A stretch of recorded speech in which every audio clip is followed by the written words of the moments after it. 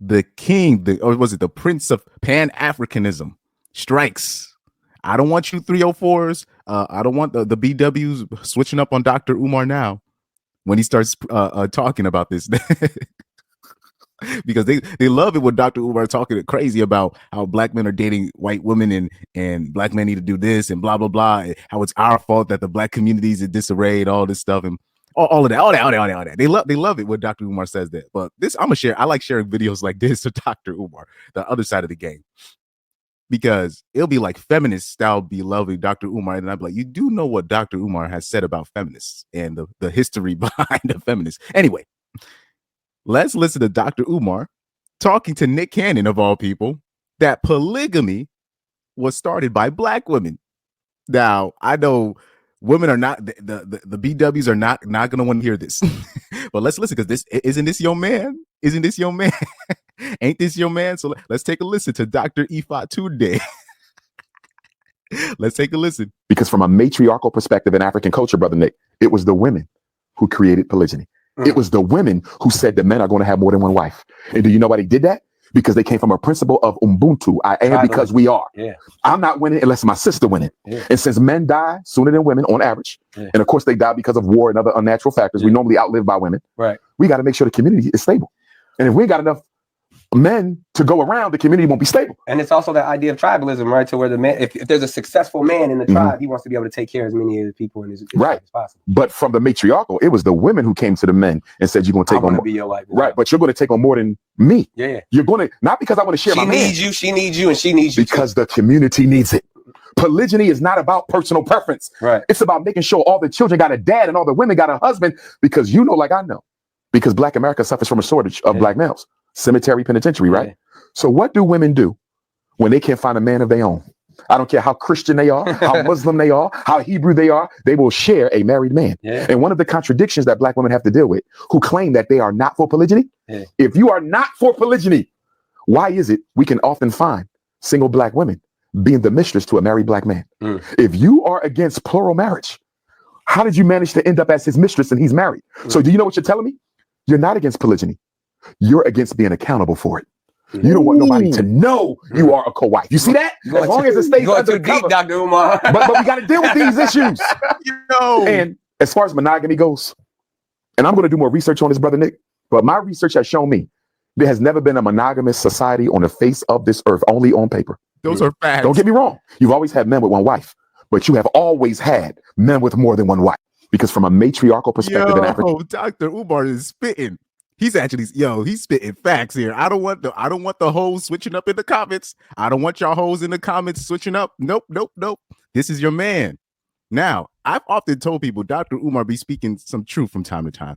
And he's actually put people onto some game in terms of when we talk about the pipeline, what's it, the school to prison pipeline, something like that. But when he was specifically talking about how teachers would target young boys and put them on ADHD medicine, which is really what you call Ritalin, but it's really cocaine.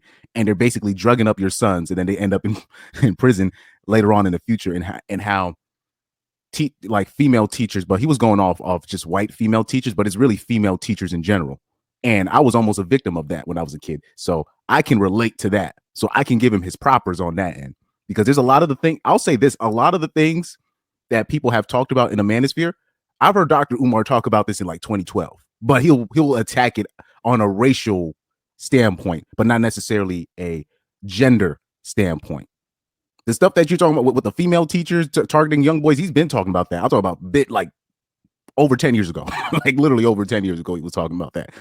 Anyway, let's stick to this point here.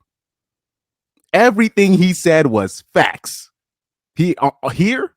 Everything he said was facts. Man, why don't people highlight this side of Dr. Umar? Because they love to bring up Dr. Umar only when a ninja is dating somebody of another race. That's the only time they want to bring up Dr. Umar and stuff like that. That's the only time. How about this here? And just to let you know, he's right in terms of monogamy. Monogamy, that's really fairly a new concept.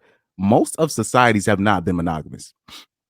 It's always been literally a short percentage of men, and they're like impregnating multiple women and stuff like that.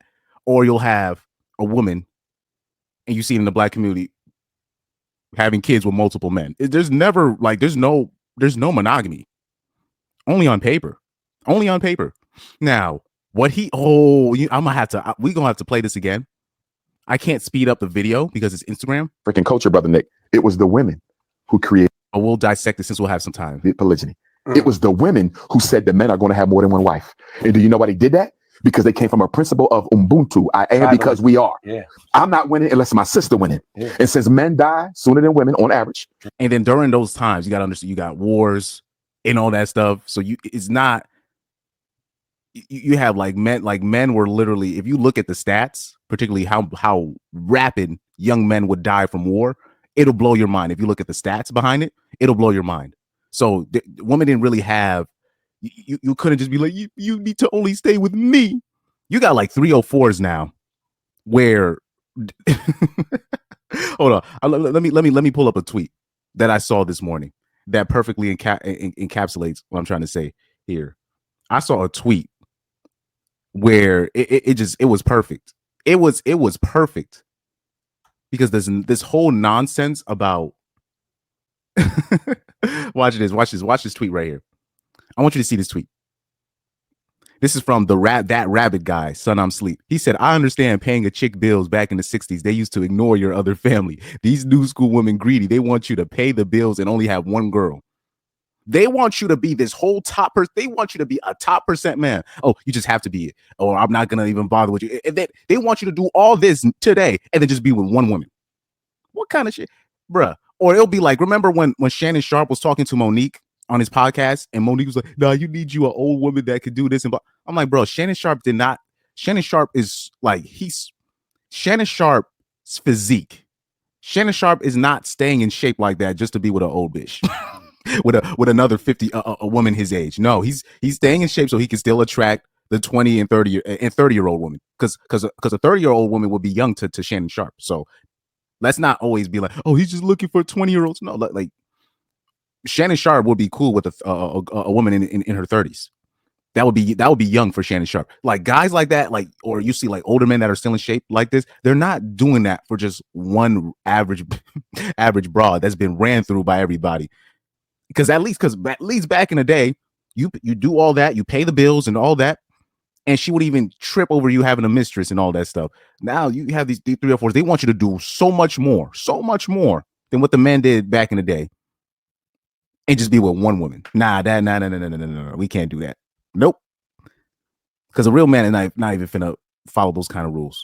And of course, they die because of war and other unnatural factors. We normally outlive by women. Right. We got to make sure the community is stable. And if we ain't got enough men to go around, the community won't be stable. And it's also that idea of tribalism, right? To where the man, if there's a success, I already know. I probably got to watch the full podcast with Nick Cannon talking to Dr. Umar, which I probably will. I probably will because because I'm pretty sure didn't Dr. Umar already did an interview with Nick Cannon like a couple years back. Maybe I'm misspeaking here, but I would have sworn they did an interview already. But I'll watch this one. I'll watch this one because Nick Cannon, he's the perfect person to talk about this too, because Nick Cannon probably asked him, so, I do have a lot of kids. Dr. Umar was like, hey, don't get me wrong, brother.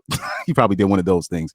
But also people will try to say that Nick Cannon is wrong for having all these kids. I'm like, first of all, where does the accountability go on the women? Because clearly the women that he's involved with don't mind. It's interesting to me that none of Nick Cannon's baby mothers is suffering from postpartum. Hey, don't you guys find that interesting? None of Nick Cannon's baby mothers is suffering from postpartum. I ain't heard a word of post or partum or no depression. I didn't hear none of that. I ain't heard none of that.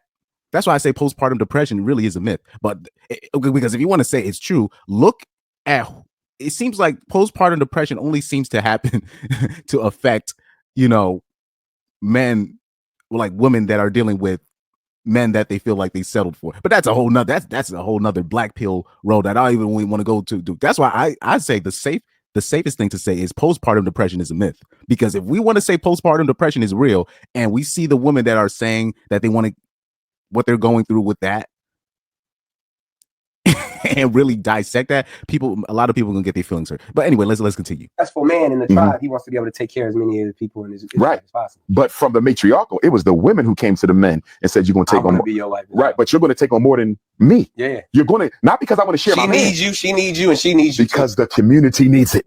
Polygyny is not about personal preference. Right. It's about making sure. And by the way, most women already know they're sharing. They know. They just don't want to. They just don't want to put it out there. They just don't want to put it out there that they're sharing. And and let's keep it honest. They rather share. They just can't. They just can't say it. It's almost the same thing as like women don't want to initiate. They want to be. They want to be approached.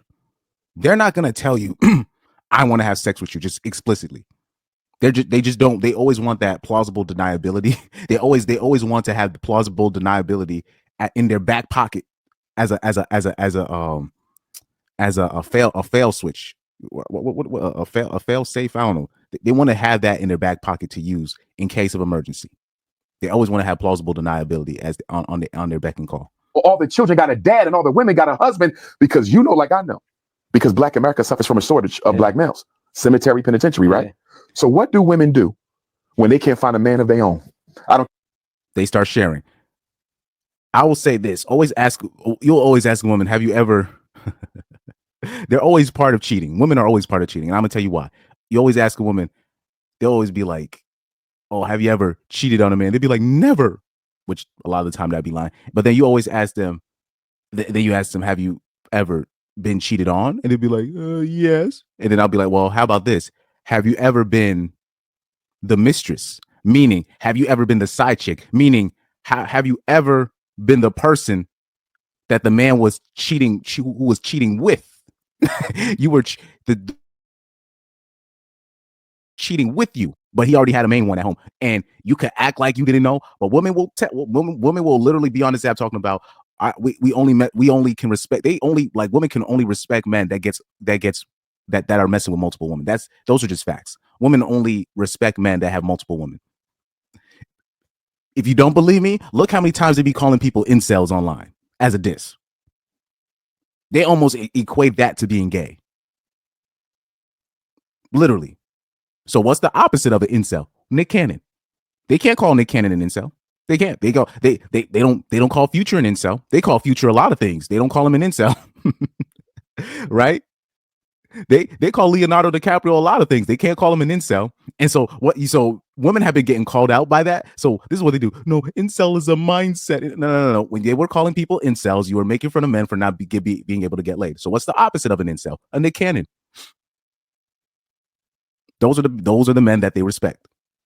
So because women have been getting called out by it, they've been trying to change the definition of it incel on the fly. I've been noticing that. You're just like, all right, yeah, you got caught. Just take that L. Okay, how Christian they are, how Muslim they are, how Hebrew they are, they will share a married man. Yeah. And one of the contradictions that Black women have to do. Proof, look at all the pastors. And I'm gonna just leave it at that. Who claim that they are not for polygyny. Yeah. And the Christian pastors or the Christian, they be getting mad at the Muslim men for when they say, "Oh, we can have up to 3 to 4 wives," and they'll act like they'll act like they're the devil for promoting that. Meanwhile, they're sharing men. Or you'll have a Christian man act like the Muslim men are crazy for that, and then mind you, they're cheating on their wife, or they want multiple women themselves, but they can't say it because their wife got them in a chokehold. You are not for polygyny. Why is it we can often find single Black women being the mistress to a married Black man? These are facts. I'm talking about that cannot be denied.